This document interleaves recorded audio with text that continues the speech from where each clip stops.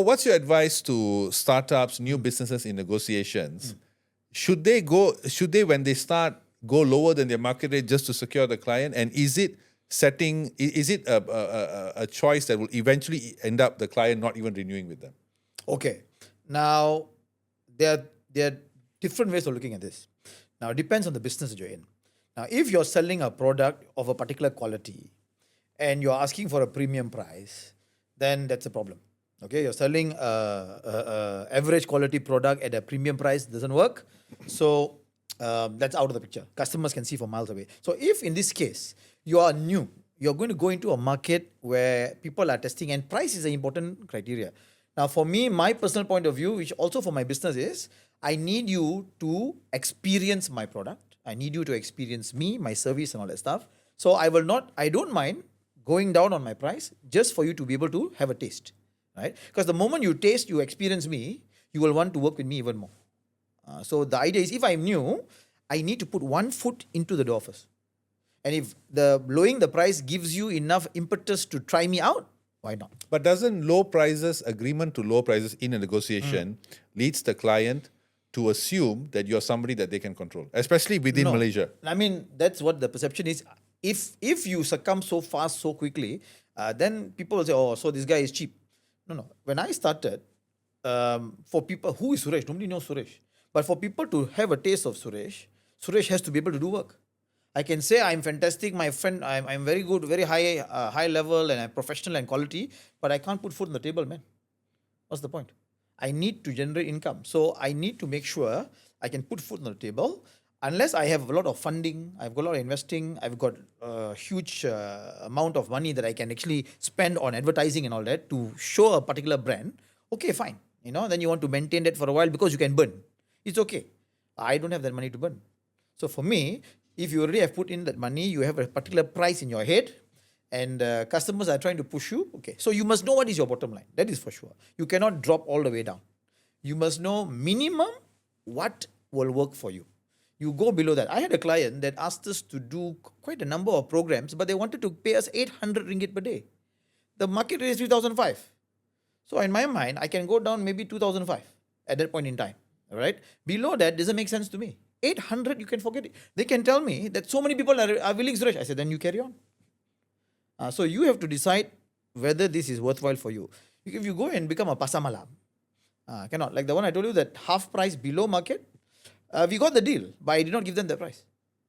My competitor, the other guy, he gave them that price.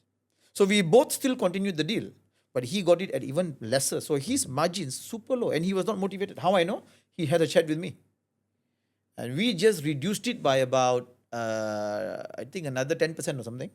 But we also got added value after that. He did not get. Because he did not know how to negotiate. So, it's not that you are inferior or whatever it is. If you are new, people need to understand you. Same thing when you have launching of hotels. Promo rates. Right? It's not that your hotel room is not good. You want people to come experience our hotel. Market penetration. Yeah. So, it's also like a marketing strategy where this is you are reducing your margins. That's also your cost, right? In a way. So if it's a restaurant, come. Like when they open new malls, parking is free. After 1 month, 2 months, 6 months, you already experienced the mall. You want to come there? Now they start making revenue. The idea is to capture market share. Same with what BYD and all that does. They give you super low. You like the company. After some time, they've got a foothold. They've got market share. Now I will start charging you. You see? Because it's proven already. So that's what I did. To the extent where now that same people who used to pay me that amount, pay me what I ask them now. Because they know. Do you find them sort of going, oh, now your price, so almost reluctant to pay that new amount? They will negotiate. So, but now 20 years later, right? 20 years later, and you are international. So, they also want, when you put somebody in there for their bosses, for them to feel proud and confident, this guy will do a good job. But I will now be a bit more niche. They will not call me for all the things they used to call me earlier. They will call me for specifics, and it's a premium. Okay, so we've touched on poor preparation. And you have admitted that's one of the mistakes you made earlier on, right? But poor preparation also is not just about me, So I also share with people, there are 4 things to think about. When you go into a negotiation, number 1, who is going into the negotiation on your part? Like I'm going, okay. I also have to be aware of my own personality. Some people don't know how to say no. Now you go inside there, you don't know how to say no. Your authority level is only to a certain level. And the other side, higher level is coming. So you have to know about yourself in terms of your personality. Okay, I am this type, so I have to make sure I'm a bit more firm. I don't say yes immediately. I have to listen. I have to not counter immediately. So I have to be prepared personality-wise. Next one is I have to also understand what is my walk away. What will make this deal not happen? What are the different reasons? Okay. Then I have to also understand what is my authority level. Then I also have to understand what can I put on the table, what is non-negotiable from my side. Okay, so I must know. This one, non-negotiable. Whatever it is. Like for Iran, now you know, certain things non-negotiable. So if you still touch that, there's no deal. It's very Is that simple. also part of the whole negotiation technique where the saying no sort of adds an armor, or it's sort of you puffing your chest a bit? Saying no is very important. We always, one of the gambits, we call it gambits. Gambits means techniques. Gambits in negotiation is never say yes to the first offer. Never say yes to the first offer. If you're desperate, you will say yes. So when you don't say yes to the first offer, the other side now gets the pressure. The moment you say no, right? We not imagine, right? Even when I talk to you, negotiate with you. So for me, okay, I like what I see. I'm going to invest. So I will still negotiate. I will not say yes to your first offer. I will still negotiate. Right? If I find somebody else better, then I'll go lah. But right now, very good. Thank you. Okay, very good. I want to share this as a testimony. Okay, very good. So the point is, what I was saying, when you say no, you transfer back the pressure to the other side. See, when I tell you no, now you got pressure because you want to hear yes. So now when you said, okay, Suresh, I'll give you this, I'm like, okay, it's interesting, but not good enough. No, not good enough. So the pressure goes back to you. So saying no actually transfers back the pressure to the other side. It's not about who's superior or not. And the rule is never say yes to the first offer. And whenever you give an offer, that shouldn't be your best offer. It should be a starting offer. When you give somebody a price and you say that's the best I can do, there's no negotiation. That means you're take it or leave it. Nobody likes to deal with a take it or leave it guy. Everybody wants to walk away from the negotiation having something extra. At least I got something back, especially in the corporate world. Because your boss is going to ask you, what did we get?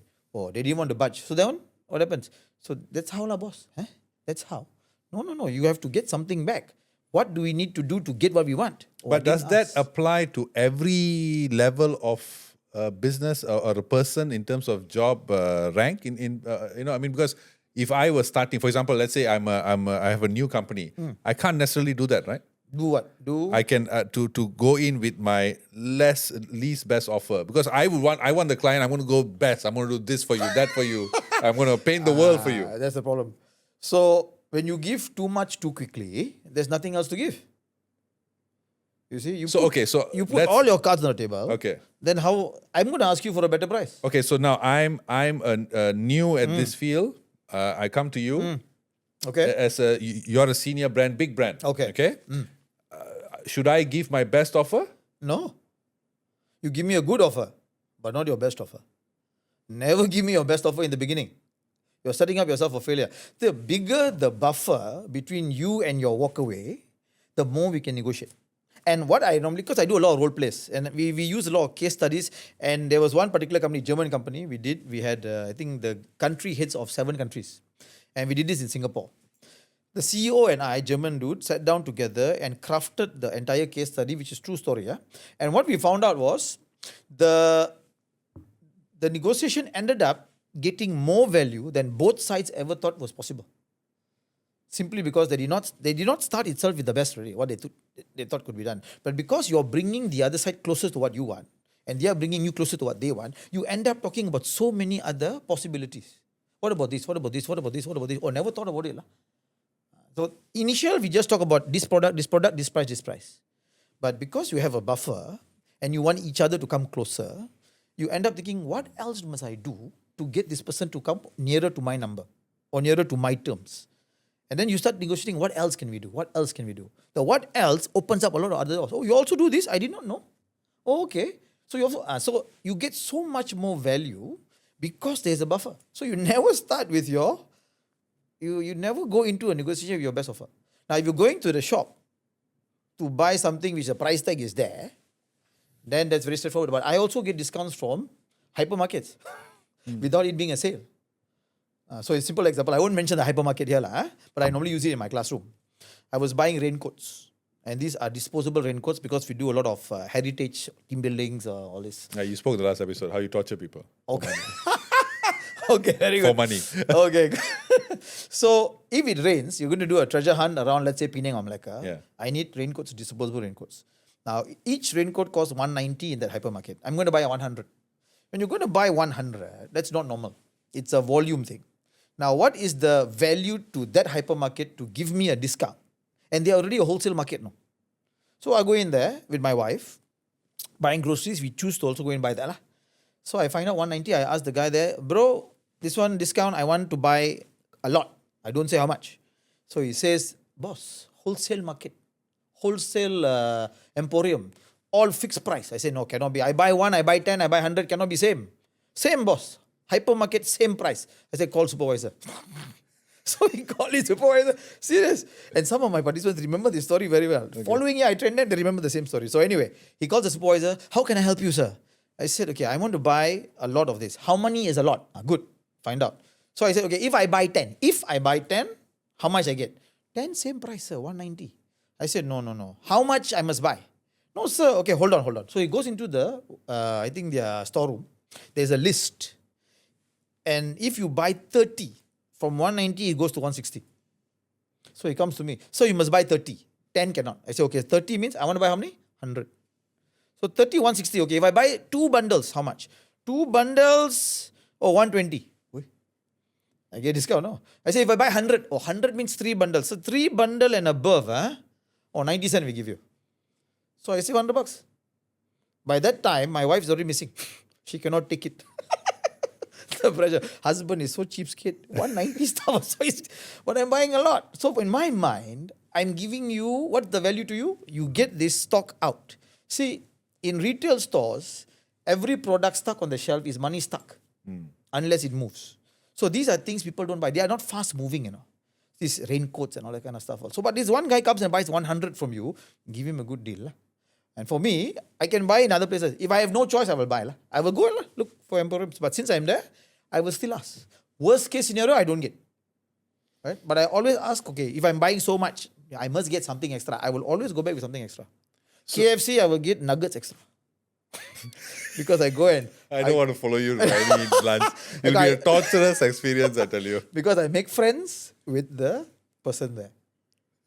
So relationship make a lot of difference. Negotiator and value. Okay. 2 things, okay? So in other words, are you saying that creating a buffer by not giving your best offer in your first meeting mitigates the risk of a negotiation failing because of misaligned incentives? Yeah.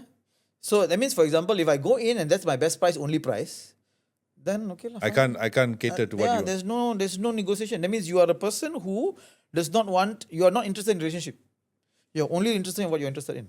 You want to do business with me, this is how you do business with me. What about timing? What factor, what role does timing play in a negotiation in terms of failing or succeeding? Timing meaning the length.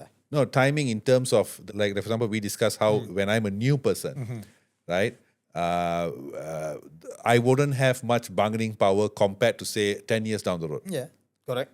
So how important is timing in that sense? When you are, so when you're new, normally, the idea here is you also are not sure what will get you the deal. So you must be very, very flexible. But as you progress, in business, there are 3 stages. Okay, the first stage is what we call the customer acquisition stage. And that's where basically you try all kinds of stuff until you have a good foothold or base. Second stage of business is when you have a big enough base where you know at least mati-mati, cukup at the end of the month, so much business will come in. Now you have a bit more negotiation power because you're not desperate. So you have a bit more power. The third stage is when you know where's your playing field, what you can charge, and customers will come because your product also has matured. You have matured, your brand has matured. Now you still will negotiate, but you can negotiate on different terms. So when you're new, normally we say you have to be much more flexible. You want to attract. So you must be flexible. So it's interesting when people enter the job market also. And you're new in the job market and you ask for funny type of salaries and benefits. You think you're superpower. You're not tested. Until you have worked, You're not tested. How do I know whether you are fabulous, not fabulous, unless you got some fantastic degree I cannot find anywhere else, then okay. So subject matter experts are a different story. You see, so then you can charge, I'm the expert. You see, so how many experts can you get with my qualifications in that area? Then I can charge you lah, because the value is good enough.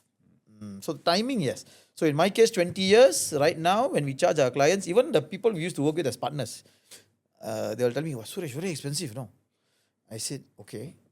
So let the customer know if this is what they want, because when I go in there, it becomes, I bring in all that experience that the guy who's maybe charging lesser might not have. If the guy who's charging lesser also has this amount of experience, then my question will be, why are you charging so low? Is it because you are not confident with yourself? Or because, I don't know. There are some people who I know who are good speakers, good trainers, but they don't charge high enough. And they are scared, if I charge high enough, the person will walk away. I've got no problem. You know why? When people walk away, I call them back.